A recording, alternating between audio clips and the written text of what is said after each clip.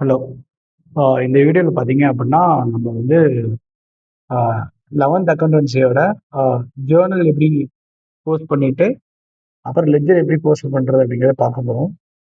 So இந்த problem தான், அந்த ஸ்க்ரீன் தெரிய ப்ராப்ளம் தான் நான் சால்வ் பண்ண போகிறேன்.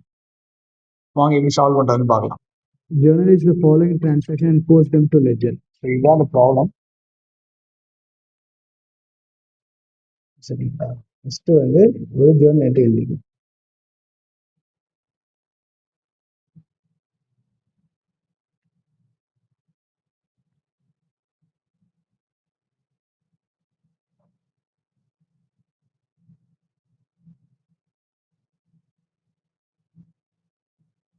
So started business with cash அப்படின்னா கேஷ் உள்ள வருது. Cash account debtor to capital.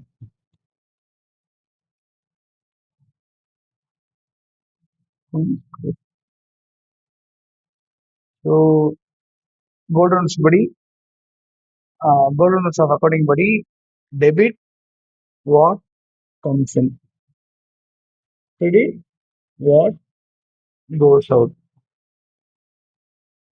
டெபிட்ல வந்து பார்த்தீங்க அப்படின்னா 10,000 10,000. நரேஷன் பாருங்க, being capital introduce.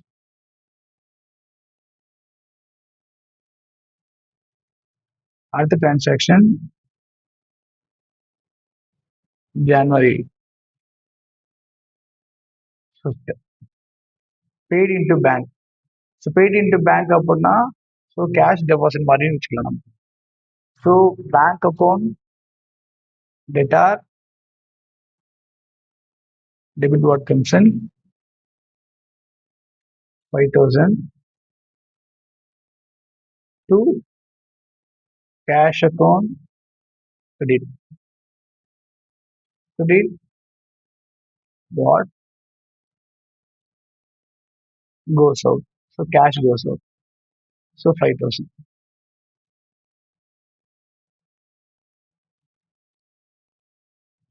Being bank.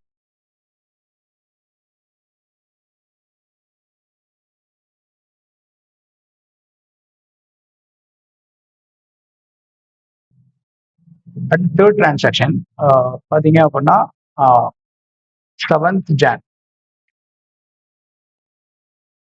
So purchased goods from Ram for cash. So purchase account debtor to cash account credit.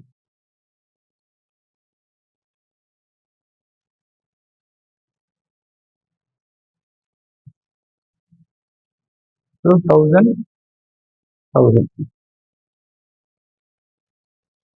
Being goods purchased.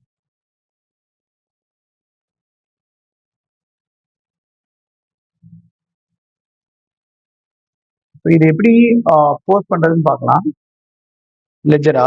So லெஜரோட format தான் இங்கே இருக்கு. So first வந்து capital account. Capital அக்கௌண்ட்ல first post பண்ணிக்கலாம். So capital அக்கௌண்ட்ல பார்த்தீங்க அப்படின்னா transaction போய்க்கோங்க. ஸோ கேபிட்டல்ல 2. ஸோ கேஷ் இருந்துச்சுன்னா 2 கேபிட்டல் இங்கிட்ட வரணும். ஸோ கேபிட்டல் அக்கௌண்ட்ல இங்கே பை கேஷ் வரணும். ஸோ பை கேஷ் அக்கௌண்ட் எவ்வளோ 10,000. அடுத்து இதே ஃபார்மேட்டை காப்பி பண்ணி அடுத்து கேஷ் அக்கௌண்ட் போட்டுக்கோங்க. கேஷ் அக்கௌண்ட்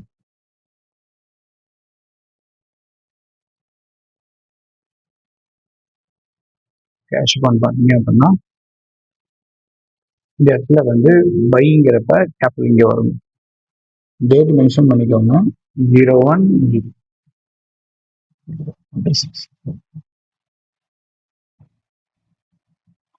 இங்கே டேட் போட்டுக்கோங்க. இந்த இடத்துல வந்து பை கேபிட்டல் கொண்டு வரணும். கேபிட்டல் அக்கௌண்ட் எவ்வளோ அமௌண்ட்டு 10,000. ஸோ அடுத்த டிரான்சாக்ஷன் பார்த்தீங்க அப்படின்னா paid into purpose of bank. So bank ledger போயிட்டு இதை அப்படியே கவி பண்ணிக்கோங்க. இந்த இடத்துல வந்து பேங்க் கொடுங்க. ஸோ பேங்க் அக்கௌண்ட் இதுல பாத்தீங்க அப்படின்னா பேங்க்ல 2 கொடுத்துருக்காங்க. ஸோ பேங்க்ல 2 கேஷ். ஸோ இந்த இடத்துல கேஷ் வரணும்.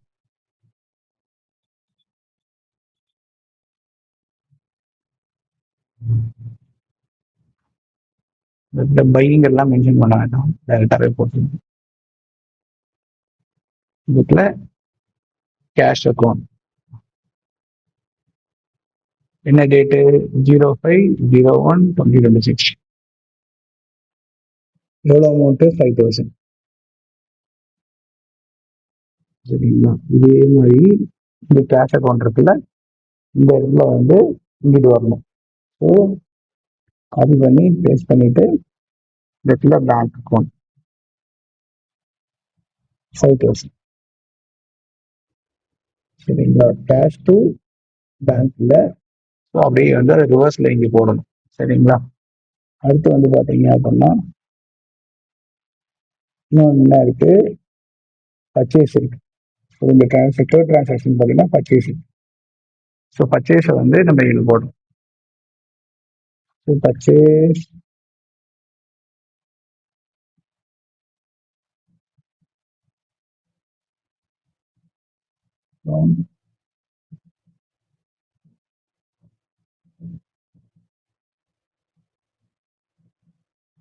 பர்ச்சேஸ் அக்கௌண்ட்ல 2 பர்ச்சேஸ் கேஷ். ஸோ டேட் பார்த்துக்கோங்க. டேட் வந்து 07/01/2026. ஸோ 1000. ஸோ கேஷ்ல போயிட்டு பை பர்ச்சேஸ் போகணும்.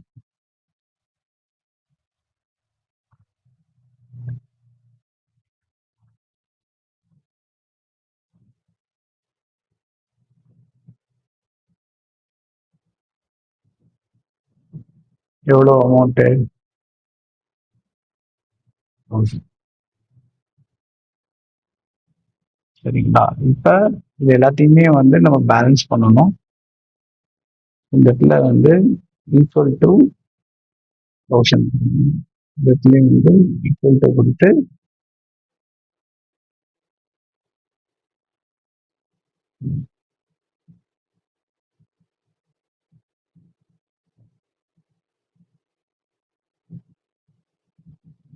பண்ணீங்கன்னா எவ்வளோ அமௌண்ட் வந்துடும். இது ஈக்குவல் டு கொடுத்து சம் பண்ணீங்கன்னா இங்கே அமௌண்ட் வந்துடும். இங்கே சம் பண்ணீங்கன்னா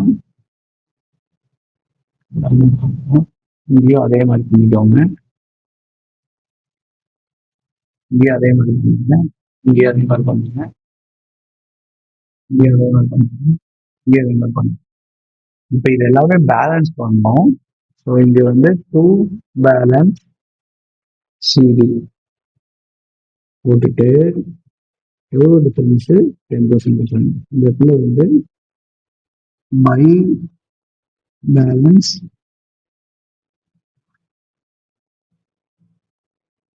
பிடி brought down நெக்ஸ்ட் மந்த்துக்கு அப்படியே கேரி ஃபார்வர்ட் ஆகும். எவ்வளோ 10,000. இதுலேயும் பார்த்தீங்க அப்படின்னா இங்கே டிஃபரன்ஸ் இருக்கு. ஸோ அதனால இந்த இடத்துல வந்து பை பேலன்ஸ் சிடி எவ்வளோ 4,000. So tally ஆயிடுச்சுங்களா? ஸோ இந்த இடத்துல வந்து பை பேலன்ஸ் சரி 2 பேலன்ஸ் சிடி சரி சரி 4,000.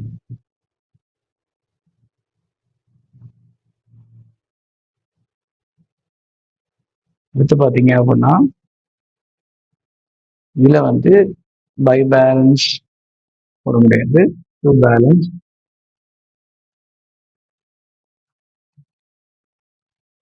டிடி எவ்வளோ 5000. இதில் வந்து பை பேலன்ஸ் டிடி 5000. ஸோ பர்ச்சேஸில் அதே மாதிரி தான் இடத்துல வந்து டு பேலன்ஸ் கொடுத்து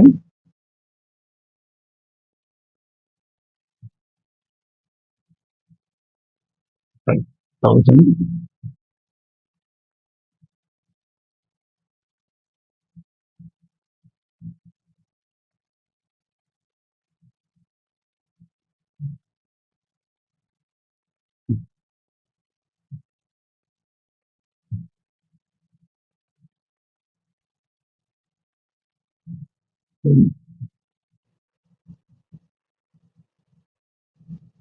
பை பேலன்ஸ்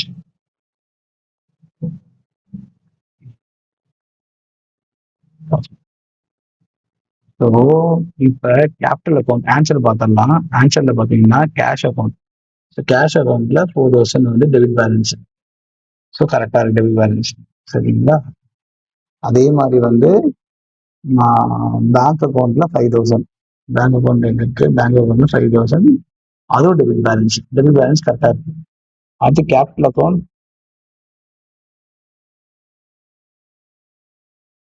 10,000, அது வந்து கிரெடிட் பேலன்ஸ், அதுவும் கரெக்டாக இருக்கு. அடுத்து வந்து பர்ச்சேசஸ் 1000 வந்து டெபிட் பேலன்ஸ், அதுவும் கரெக்டாக இருக்கு. சரிங்களா? ஸோ இதே மாதிரி அடுத்த ப்ராப்ளம் பார்க்கலாம்.